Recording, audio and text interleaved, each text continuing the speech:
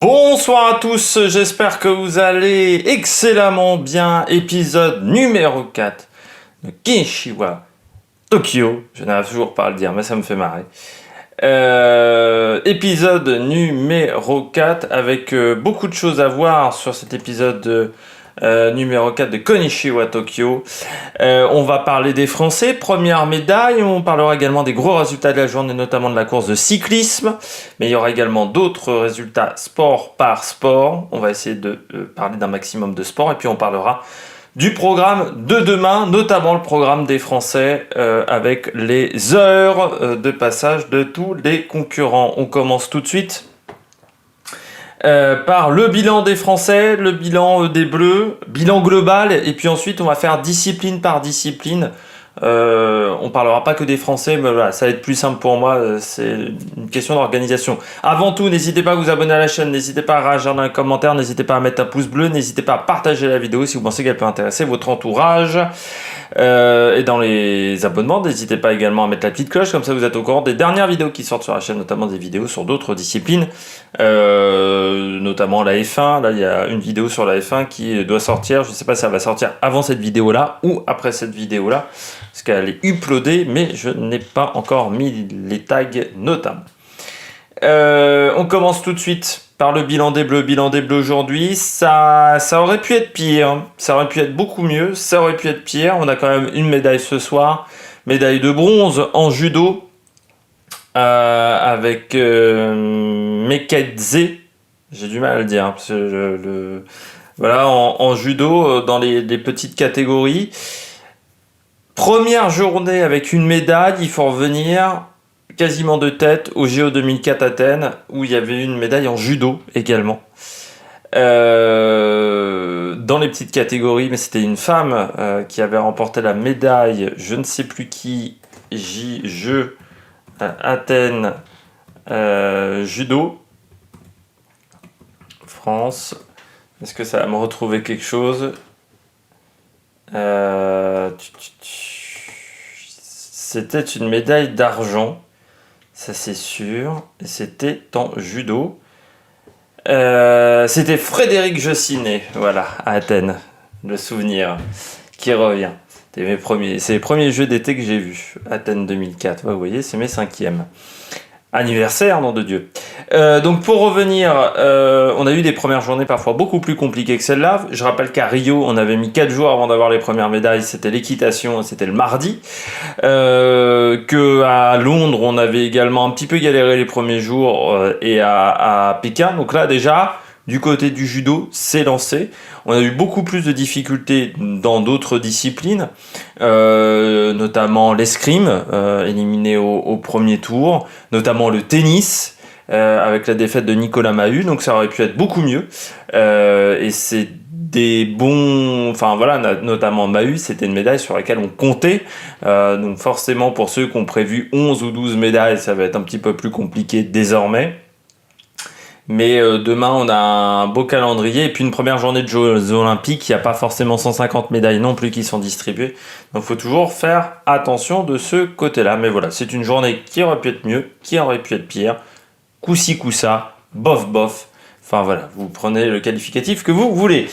On va commencer par le basket 3-3.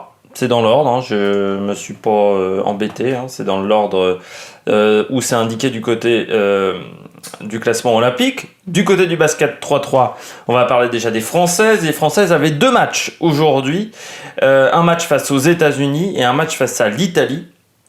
Pas forcément facile, hein, ces 2 matchs. Et la France qui s'est imposée face à l'Italie, même si le début de match a été compliqué, mais qui a perdu face aux États-Unis. C'était le premier match, 17-10. On a été dominé physiquement, j'ai l'impression, dans ce match-là, pour en avoir vu. Alors, j'ai pas vu toute la rencontre, hein, parce qu'il y avait aussi... c'était juste après le cyclisme, mais j'attendais le judo à ce moment-là. Donc voilà, c'est un peu le problème des Jeux Olympiques, hein, tout ce télescope. Du côté de la France, oui, 17-10 pour ce premier match devant Emmanuel Macron. C'est peut-être ça qui a porté la poisse, hein, on ne sait jamais. Mais voilà, ça a été un peu compliqué face à l'Italie. Début de match catastrophique. Heureusement, on s'est bien ressaisi pour gagner 19-16, mais le début de rencontre, on se prend un 5-0 d'entrée. Incapacité à tirer au panier, c'est-à-dire vraiment quasiment 0 sur 5, 0 sur 6 de tirs au panier en tout début de match. Et puis ensuite, on a réussi à revenir dans la rencontre, à mettre des paniers à 2 points, parce que je rappelle les règles au basket 3-3. Dans la raquette, c'est 1 point. À l'extérieur de la raquette, c'est 2 points. Et ça nous a permis de repasser devant l'Italie, qui avait fait beaucoup de fautes, l'Italie également. Donc ça ne les a pas aidés. Donc au niveau des phases de classement, eh bien, la France est 3e derrière la Russie et les États-Unis qui ont remporté lors de matchs. Et on est devant le Japon et l'Italie qui ont une victoire, une défaite et la Chine. Je rappelle qu'il y a 6 rencontres de phase de poule, donc il y a encore de quoi faire très clairement. Du côté des autres résultats de la journée, dans ce basket 3-3, une fois qu'on y est, la Russie donc a battu le Japon 21-18. On peut parler des résultats des Belges aussi, c'était chez les garçons. Victoire de la Belgique lors de son premier match face à la Lettonie, 21-20. Défaite par contre face au Japon, 18-16 du côté des garçons. Et les États-Unis qui ne sont pas dans le tournoi homme, ce qui est un petit peu une surprise. Mais voilà, les Russes qui ont gagné assez facilement leurs 2 matchs chez les garçons, 21-13 face à la Chine et 21-18 face au Japon. On continue du côté des sports. Hop là, j'enlève ça. Il y avait également de l'aviron. Du côté de l'aviron, ça c'est à venir, les épreuves finies de ce samedi. Il y avait les séries du 2-2 couple poids léger, du 200 barreur homme du côté des Français. On va regarder déjà le 2-2 couple où Laura Tarantola et Claire Beauvais se sont qualifiées assez aisément, on va dire, sans forcément trop forcer dans leur série face aux Italiennes Valentina Rodini et Federica Casarini. Donc ça c'est une bonne nouvelle, surtout qu'elles ont réalisé le troisième temps des qualifications. Donc ça c'est très intéressant. Il y a seulement les Roumaines et les Anglaises avec Imogen Grant notamment qui ont fait mieux qu'elles. On avait également, hop là, dans les épreuves finies, il y avait également du 200 barreur homme. Du côté du 200 barreur homme, eh bien là, ça a été beaucoup plus compliqué. Il faudra passer par le repêchage pour Thibaut Turlan et Guillaume Turlan, qui ont fini quand même à 27 secondes des Australiens. Et je crois que c'est l'un des plus mauvais temps des séries. Ça risque d'être un petit peu compliqué pour eux, pour le repêchage qui, je pense, aura lieu demain du côté de l'aviron. Sinon, on avait également du 8, qui est le bateau majeur, on va dire le 8, et la Nouvelle-Zélande s'est qualifiée. Comme les États-Unis, les 5 autres équipes devront passer par le repêchage, notamment la Grande-Bretagne, ce qui est un petit peu surprenant quand on sait que c'est un bateau assez important pour la Grande-Bretagne. Et ça a été pareil, en repêchage également chez les garçons, où c'est l'Allemagne et les Pays-Bas qui se sont qualifiés. La Grande-Bretagne qui finit en plus dernière à chaque fois de sa série. Donc ce qui est un petit peu inquiétant, parce que normalement l'aviron et l'Angleterre, c'est une discipline qui leur convient bien. On continue après l'aviron. On s'est intéressé aux Français. On va passer au badminton. Du côté du badminton, on a des Français, beaucoup de Français même, qui sont présents. Je vais mettre seulement les Français. Il y avait du double mixte et du simple femme. Du côté du double mixte, ça va pas me l'afficher. Ah oui, non, on est en tour rombine. Et Tom Jikel et Delphine Delru qui ont perdu leur premier match de ce tour de poule, ce qui est un petit peu dommageable parce que c'est une paire sur laquelle on compte énormément. Ils ont perdu 2-0 face à Marcus Ellis et Lauren Smith dans ce match-là. Du côté des autres résultats, on va pas se mentir, les pays asiatiques s'en sont très bien sortis, notamment l'Indonésie, Hong Kong, et du côté des Européens, ça a été un peu plus difficile parce que à part cette paire anglaise qui a gagné sa rencontre, c'est la seule victoire d'une paire européenne sur ses premiers matchs. Il y avait également du simple femme. Du côté du simple femme, que je retrouve la française dans tous ces petits tableaux, c'était Qi Zuefei qui a perdu son match également dans cette première rencontre face à Thi Lui Nguyen, une Vietnamienne qui donc l'a battue. Il faudra maintenant voir les résultats sur les prochaines rencontres. Je rappelle qu'en badminton, c'est une sorte de round robin pour ces premiers tours. Et Lian Tan, la Belge, elle n'est pas encore rentrée dans cette compétition féminine. On continue après le badminton, donc encore une fois, où les Asiatiques sont devant.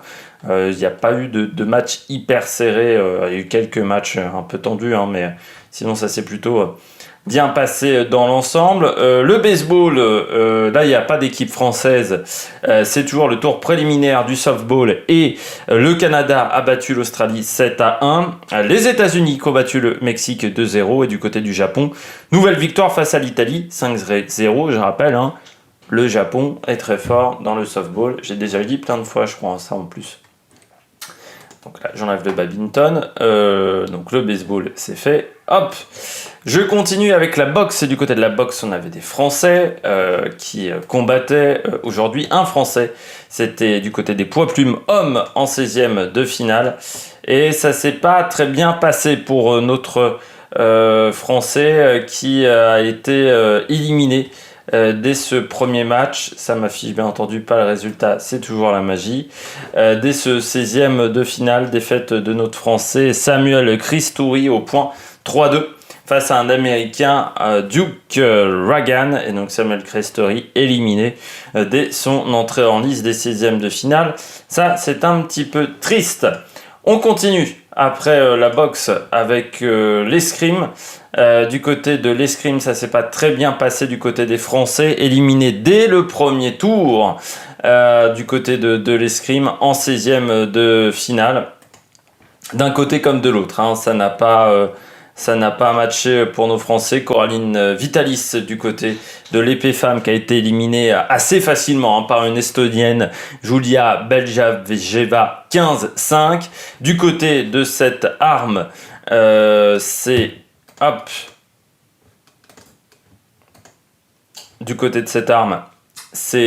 Su Yiwen, la chinoise, qui s'est imposée 11-10 face à Anna Maria Pospekun, roumaine, et Katrina Leis, une estonienne encore, qui a remporté la médaille de bronze. On va changer d'arme. Du côté du sabre, messieurs, ça n'a pas été beaucoup mieux pour notre Français, qui pourtant avait mal débuté sa rencontre, est revenu dans le match, mais n'a pas réussi à battre un Iranien. C'était Bolade Apiti qui a perdu donc 15-13 face à Mohamed Rabari, qui a ensuite été éliminé en 8e de finale en plus, donc c'est encore la double peine. Et du côté des finales pour cette arme, c'est le Hongrois Aron Svilagi qui s'est imposé 15-7 face à Luigi Samele, l'école italienne et l'école hongroise au niveau de l'épée, c'est assez habituel. Et c'est un Coréen qui a remporté la médaille de bronze, Kim Jung-wan, face à Sandro Bazadze, un Géorgien. C'était du côté de l'escrime. On poursuit le cyclisme. L'épreuve importante de la journée, l'escrime. Enfin, le cyclisme, pour moi. Bien entendu, vu que ma passion pour le vélo, vous le savez. Eh bien, c'est Richard Carapaz qui s'est imposé. Prime à l'audace, à la combativité dans cette course. Et j'aime bien ça. Victoire de Carapaz devant Wout van Aert et Pogačar. Pourquoi ? Parce que Carapaz, il est sorti à 25 bornes de l'arrivée avec McNulty, puis ensuite quand il a senti que ça commençait à revenir derrière, que McNulty était pas très, peut-être commençait à être en souffrance, il n'a pas hésité à partir à l'entrée du circuit du Mont Fuji, malgré le fait qu'il avait quand même des hommes derrière lui à sa poursuite. Et puis Van Aert et Pogačar qui ont fait la majorité du travail du groupe de poursuivants, et bien c'est bien qu'ils s'imposent. Bon, je vais encore me faire des amis avec le fan club de David Gaudu. pour certains, ou d'autres qui trouvent que je suis sévère. Vous savez que je suis sévère avec David Gaudu, mais en même temps, quand tu as remporté le Tour de l'Avenir, je considère que ses résultats jusqu'à maintenant ne sont pas non plus si impressionnants que ça. Et du côté de David Gaudu, alors je pense que c'est la stratégie, hein. Mais bon, un coureur peut aussi avoir la lueur d'esprit de se dire la stratégie que m'a donné mon sélectionneur n'est peut-être pas forcément la meilleure. À quel moment David Gaudu battait Van Aert, Pogacar, Woods, Mollema dans un sprint, voire même McNulty? Donc je trouve ça incroyable que Gaudu n'ait pas attaqué.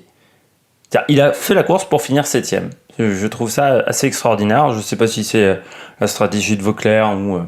je pense que c'est une stratégie de Vauclair qui a encore été pas exceptionnelle. Parce que Vauclair, la seule fois où il a eu une bonne stratégie, c'est quand Alaphilippe a été champion du monde. Alors heureusement, Alaphilippe a été champion du monde, mais je me souviens une fois au championnat d'Europe où la stratégie avait également été complètement à chier. On n'était pas toujours très bien placé en plus, on a couru à contre-temps, parce qu'avant, on a couru quand même souvent à contre-temps. Gaudu aurait déjà dû partir avec Carapaz. Vu qu'il avait l'air d'être plutôt pas mal sur ce parcours, il avait l'air d'avoir bien récupéré, les jambes avaient l'air d'être bonnes, mais il a mal couru en termes de stratégie, et le résultat est décevant.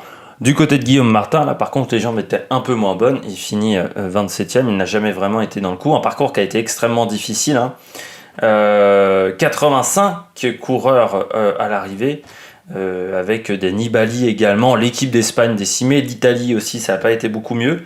Beaucoup à l'avant les Italiens, mais qui au final n'ont pas réussi à marquer, avec un Alberto Bettiol qui a eu des crampes, et puis les coureurs qu'on a peu vus, notamment Adam Yates, même s'il finit 9ème, l'équipe de Grande-Bretagne a quand même été peu vue, Lutsenko aussi, pas forcément à la fête, ou Dan Martin et les Néerlandais également, parce qu'à part Mollema qui était dans le groupe, ça a été un peu plus compliqué. Voilà, du côté du cyclisme. On va passer maintenant au football. Le tournoi de football qui se poursuit du côté des filles. Et du côté des filles, on avait beaucoup de matchs du côté de ces éliminatoires, notamment un groupe assez incroyable. Le groupe du Brésil et des Pays-Bas, le groupe F, assez dingue. La Chine et la Zambie, qui avaient perdu leur première rencontre, ont fini sur un match nul 4-4. Et les Pays-Bas et le Brésil ont fini également sur un match nul 3-3. Donc les Pays-Bas et le Brésil sont, je pense, qualifiés. Je crois qu'on peut le dire désormais. Et la Chine et la Zambie, je pense, sont éliminés. Mais c'est dommage parce que ça a été des rencontres très intéressantes. Du côté du groupe E, le Canada a battu le Chili 2-1. Et le Japon a été battu par la Grande-Bretagne. Il s'est mal embarqué désormais pour le Japon, qui avait fait match nul face au Canada et donc qui a perdu sa deuxième rencontre. Et puis on termine avec le groupe G, avec la Suède qui a battu l'Australie et les États-Unis qui ont battu la Nouvelle-Zélande. Les États-Unis qui ont mis un petit peu de temps avant de vraiment faire la différence. Du côté de la gymnastique, eh bien c'était les qualifications. Ça s'est bien passé pour Samir Aït Saïd, notre porte-drapeau, qui s'est qualifié pour la finale des anneaux. Ça aura lieu le lundi 2 août. Par contre, pour Cyril Thomasson et Loris Frasca, les deux ont été éliminés. Loris Frasca qui était en plus un petit peu blessé et Cyril Thomasson au cheval d'Arçon. Je vais y arriver, vous savez, ce cheval avec deux petites manettes sur le dessus et on tourne autour. C'est la poutre des garçons, grosso modo, le cheval d'Arçon, eh bien, qui a fini 43e, qui a commis une faute. Il a été déséquilibré, il a touché une des manettes. Et puis ensuite, il n'a même pas pu faire sa sortie. Donc forcément, vous ne pouvez pas faire un bon résultat dans ce genre de situation.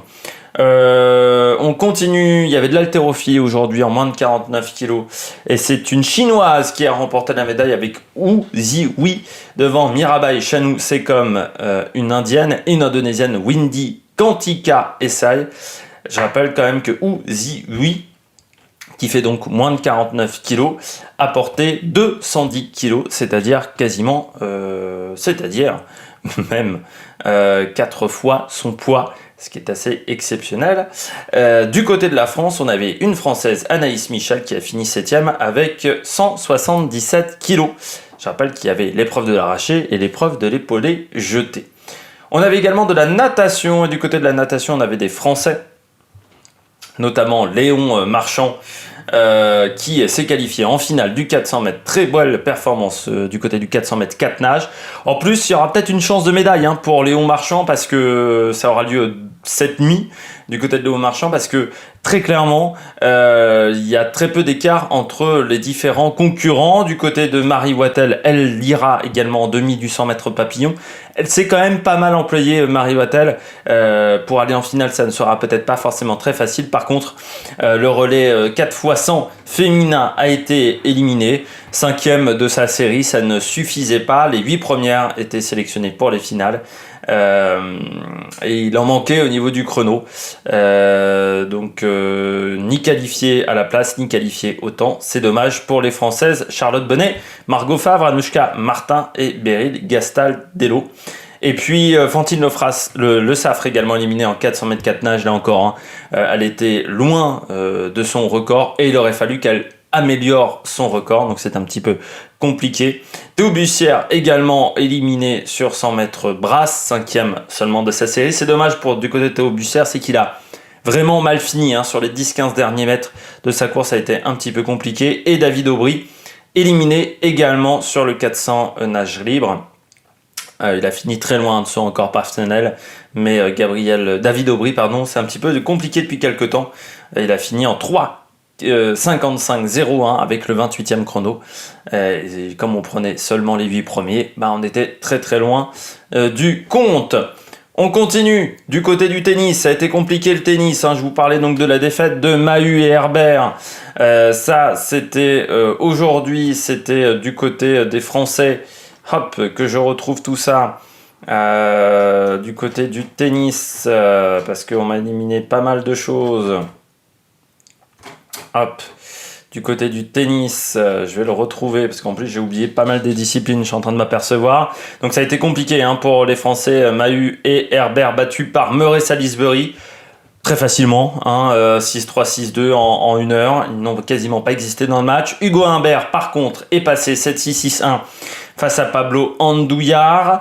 On a eu également Alizé Cornet et Fiona Ferro qui se sont qualifiés pour le deuxième tour. Pourtant, elles étaient face à Svitolina et Jan Tremska. Donc, belle victoire 6-2, 6-4. Ça s'est bien passé également pour Jérémy Chardy, qualifié en simple, déjà 6-1, 7-6 face à Thomas Barrios.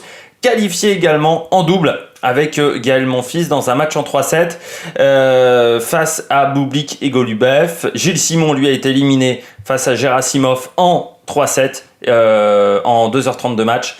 Et puis Kristina Maledovic également en 3-7, éliminée par Paola Badoza. Pourtant, elle avait remporté la première manche 7-6, mais ensuite 6-3, 6-0. Je rappelle que du côté de Kristina Maledovic, elle est encore en lice pour le double féminin avec Caroline Garcia et Murray, le frère Murray, qui s'est également qualifié pour le deuxième tour du double homme. Voilà, Djokovic est passé sans problème. Struff Zverev sont également passés en double. Ça, c'est une paire qui va faire mal. Struff Zverev et puis Barty Sanders également du côté des filles qui sont bien passées en double féminin. Et puis voilà, je vois pas d'autres. Et Medvedev également qui s'est imposé face à Bublik en simple. Là également ça s'est bien passé, comme pour Iga Swiatek également du côté des filles, alors que Samantha Stosur a été éliminée. Mais bon, du côté de Stosur, c'est un petit peu compliqué. Je remonte un petit peu dans les résultats parce que je vois que j'ai oublié pas mal de sports. Là, j'ai oublié notamment le handball, avec la victoire de la France, 33-27, assez facilement du côté face à l'Argentine. Victoire également de la Norvège face au Brésil, de la Suède face à Bahreïn, ça s'est joué à pas grand-chose, 32-31. Victoire également de l'Espagne face à l'Allemagne et de l'Égypte face au Portugal, 37-31. Et victoire assez large du Danemark face au Japon, 47-30 du côté du hockey. La Belgique s'est imposée du côté des garçons face aux Pays-Bas. Victoire de l'Australie face au Japon. Victoire de l'Inde. Et match nul entre l'Espagne et l'Argentine. Victoire également de l'Afrique du Sud du côté des garçons et de l'Allemagne. Alors que du côté des filles, les Pays-Bas se sont imposés assez facilement face à l'Inde, 5-1. Et victoire de l'Irlande, 2-0 face à l'Afrique du Sud. Du côté du judo, Donc ça s'est bien passé pour notre Français Lucas Mekadze qui a pris la médaille de bronze. Médaille de bronze face derrière médaille d'or pour Takato, première médaille d'or du Japon dans cette compétition. Donc c'est important, qui a battu Yang. Et puis du côté des filles, par contre, ça a été beaucoup plus difficile pour notre Française Shirin Boukli, battue d'entrée par Milincha Nikolic assez facilement. Et du côté des moins de 48 kilos, c'est la victoire de Krasniki Distria, une Kosovare, face à Funa Tonaki, médaille de bronze pour Daria Bilodid, et une Mongole dont je ne dirai pas le nom parce que c'est beaucoup trop compliqué. Mais là, non, c'est vraiment impossible à prononcer. On avait également du dressage, du côté du dressage, Alexandre Ayache qui n'a fait qu'un 68%, 929, ce n'est pas suffisant pour aller pour aller plus loin dans la compétition. Très déçu, Alexandre Ayache, je vous invite à voir son interview sur le site L'équipe, c'est assez intéressant pour ce type de concurrent de voir ça. On avait également du tennis de table aujourd'hui, ça s'est plutôt bien passé du côté du tennis de table pour les Français, notamment avec Emmanuel Lebesson qui était en double mixte avec, je vais essayer de ne pas écorcher son nom, Yi-Nan Wan, qui ont donc gagné 4-0 face à une paire australienne. Ça s'est bien passé également pour Yi-Nan Wan en simple face à une égyptienne, beaucoup plus compliqué pour Pritika Pavad, éliminé 4-2 par une russe. Et puis du côté du tir, victoire en carabine à air comprimé de Yang Qiang, une française, notre française a fini 5e dans cette discipline, c'est plutôt bien Océane Muller, voilà, qui a fini 5e, elle s'est bien défendue. Médaille par contre pour une Suisse dans cette compétition. Et puis du côté des garçons, hop, qu'on revient au tir. C'est un Iranien qui s'est imposé, Jawad Foroughi, c'était du pistolet devant Daniel Schmeck et Wei Pang. Et en tir à l'arc, les Français se sont arrêtés en quart de finale de l'épreuve par équipe mixte. Et ce sont les Coréens qui se sont imposés devant les Pays-Bas, et le Mexique a pris la 3e place. Et du côté du volleyball, la France a été battue 3-0 par les États-Unis. On n'a pas vraiment existé dans cette rencontre. Dans les autres matchs, l'Italie a gagné comme le Brésil, ou également le Japon, et l'Iran qui a battu la Pologne. Victoire assez surprise de l'Iran. Et du côté du volleyball, ça s'est plutôt bien passé pour les Européens. En water-polo, on va finir par le water-polo du côté des résultats. Victoire des États-Unis face au Japon 25-4, 29-4 pour l'Espagne face à l'Afrique du Sud. Faut savoir que l'Espagne a battu le record de points marqué dans une rencontre aux Jeux Olympiques, qui était détenu quelques minutes avant par les États-Unis. Et l'Australie donc a battu le Canada 8-5 et 18-17 pour la Russie face à la Chine. Le programme de demain pour les Français, eh bien, il y aura notamment du 200 barreur hommes et du 4 de couple femmes. C'est du repêchage dans ces disciplines-là, ce qui sera important pour nos Français. Ça sera de réussir à faire le maximum de résultats. Il y aura du badminton avec le double mixte, ça continue. Le basket 3-3, ça continue également du côté du tournoi femmes. Le basketball avec l'entrée en lice des Français, ça sera face aux États-Unis. On aura également le canoë avec le slalom C1 homme et le K1 femme avec les qualifications. La course en ligne féminine, ça sera également demain 6h. Le slalom, ça sera 6h également, heure française. Le basketball, ça sera 14h. Le basket 3-3, 10h55 au Madic. Le badminton, 5h du matin. L'aviron, ça sera tôt, dans la nuit. Du côté de l'escrime, on aura le fleuret et l'épée. Donc ça sera le tournoi qui commencera à partir de 3h25 et de 5h20 et qui également des Français. On aura du football avec le match de l'équipe de France face à l'Afrique du Sud également. Et la gymnastique artistique avec les qualifications, notamment Mélanie Derezus des Santos, ça sera à partir de 10h. L'haltérophilie moins 67 kg également avec un Français, ça sera à 12h50. Du handball avec le tournoi féminin qui commence, le match sera à 14h30. Le judo, moins de 66 kg et moins de 52 kg, ça sera les premiers matchs dans la nuit. Puis il y aura le 400 mètres 4 nages individuel homme à 3h30 du matin. Le 100 mètres papillon également. On aura du skateboard, du surf également, du tennis, tennis de table, tir, de la voile notamment avec la planche à voile, de l'équitation avec le dressage. Enfin, beaucoup de choses de prévues, notamment en natation. Plus d'infos sur la natation du côté des Français. Si j'arrive à voir les infos que pour les Français, mais je pense que ça ne me le mettra pas.